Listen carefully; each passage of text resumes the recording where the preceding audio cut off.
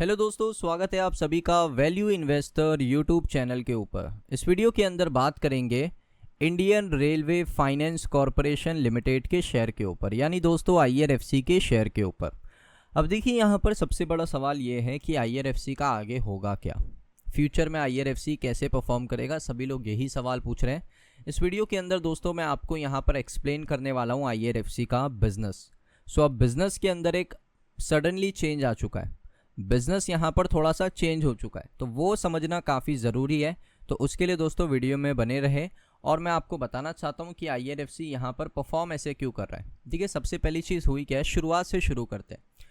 IRFC का जो share है दोस्तों वो क्यों ऊपर जा रहा था, बिकॉज यहाँ पर जो रेलवे बजट है उसको सपोर्ट कर रहा था, रेल बजट उसको सपोर्ट कर रहा था। उसके साथ साथ ऑर्डर अच्छे मिल रहे थे कंपनीज़ को, जैसे RVNL को अच्छा ऑर्डर मिल रहा था, आयरकॉन को मिल रहा था, ऐसी बहुत सारी कंपनीज़ को ऑर्डर अच्छे मिल रहे थे, तो IRFC उनको ज़्यादा फाइनेंस कर रहा था। तो इन सभी वजह से यहाँ पर जो रेलवे स्टॉक्स हैं वो ऊपर जा रहे थे। सबसे बड़ा रीज़न था रेलवे बजट।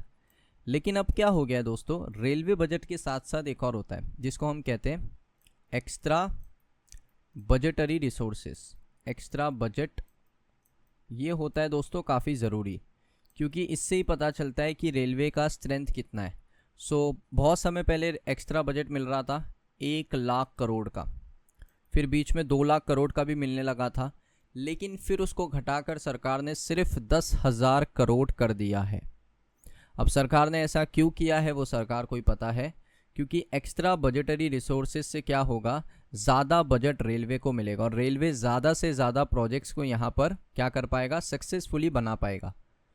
अगर यहाँ पर एक्स्ट्रा बजटरी रिसोर्सेस 1 लाख से घटकर 10,000 पे आ चुका है, तो ये बहुत बड़ा डिक्लाइन है। और इस वजह से मार्केट के अंदर, रेलवे मार्केट के अंदर जो प्रोजेक्ट्स हैं इंफ्रास्ट्रक्चर के, उनका यहाँ पर डाउनग्रेड चालू हो चुका है। अब इस वजह से IRFC को फाइनेंस की अपॉर्चुनिटी कम मिल रही है, और इसी वजह से अगर आप देखोगे ना तो रेवेन्यू स्टेबल है, लेकिन रेवेन्यू में कोई ग्रोथ नहीं है। रेवेन्यू में ऐसा ग्रोथ नहीं आया, 10-12% का ऐसा ग्रोथ देखने को नहीं मिला है, जो कि IRFC की फाइनेंशियल हेल्थ को बताता है कि IRFC की फाइनेंशियल हेल्थ लगातार वीक होते जा रही है। अब वीक हो रही है तो इस वजह से शेयर प्राइस के अंदर भी आपको उसका रिएक्शन देखने को मिला और नीचे आया। और प्लस मार्केट भी एक रीज़न है, मार्केट भी इतना गिरा। डोनाल्ड ट्रंप आए, फिर उसके बाद टैरिफ रेट, ये सारी चीज़ें आप सभी को पता है मार्केट के बारे में। मार्केट भी नीचे आया। अब यहाँ से दोबारा रिकवरी शुरू हुई जब कंपनी ने एक प्रेस रिलीज़ यहाँ पर जारी किया, जिसमें कंपनी ने बताया कि अभी हम क्या करने वाले, पूरे बिजनेस को चेंज करने वाले। यहाँ पर कंपनी ने साफ साफ बता दिया है कि हमारा ना एक प्रोजेक्ट पहले ही यहाँ पर एक टर्म लोन यहाँ पर चालू हो चुका है NTPC के साथ। NTPC के साथ इन्होंने एक टर्म लोन साइन कर दिया है 7,500 करोड़ का। रेन्यूएबल एनर्जी दोस्तों ये कंपनी है, इसका नाम है NTPC ग्रीन एनर्जी लिमिटेड। इन्होंने एक्सेप्ट कर लिया है 7,500 करोड़ का रुपी टर्म लोन इसको कहते हैं। इसका रिक्वेस्ट था, उसका प्रपोजल भी एक्सेप्ट हो चुका है।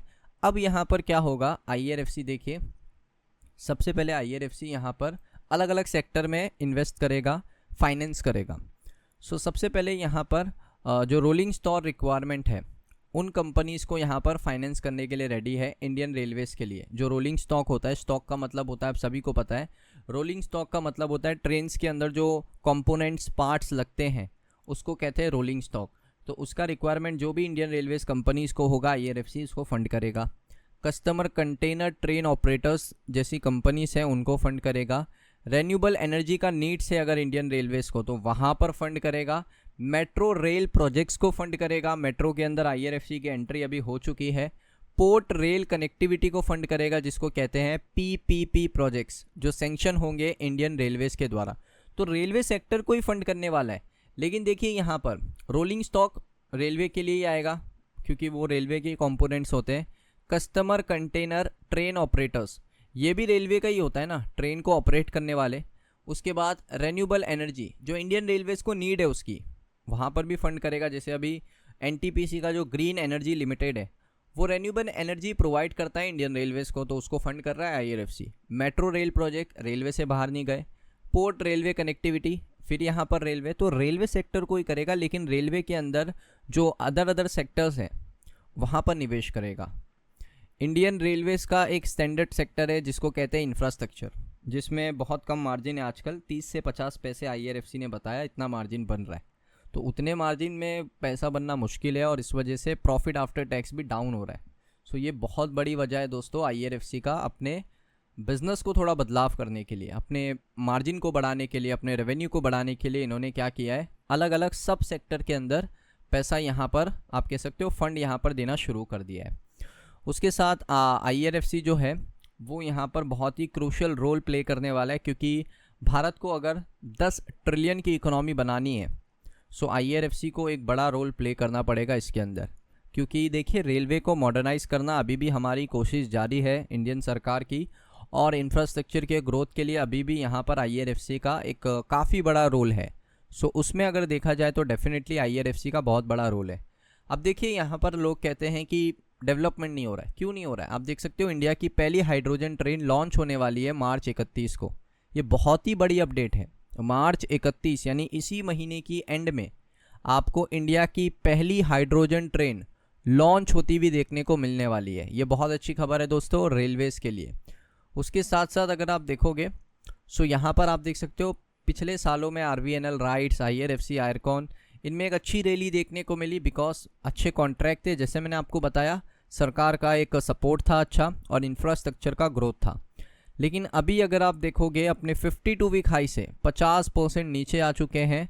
अब यहाँ पर दोस्तों स्ट्रेटेजी क्या है? स्ट्रेटेजी बहुत ही सिंपल सी है दोस्तों। इन सभी शेयर के अंदर आपको ये चीज़ इनके बिजनेस को स्टडी करना है। स्टडी करना ही सबसे बड़ी स्ट्रेटेजी है।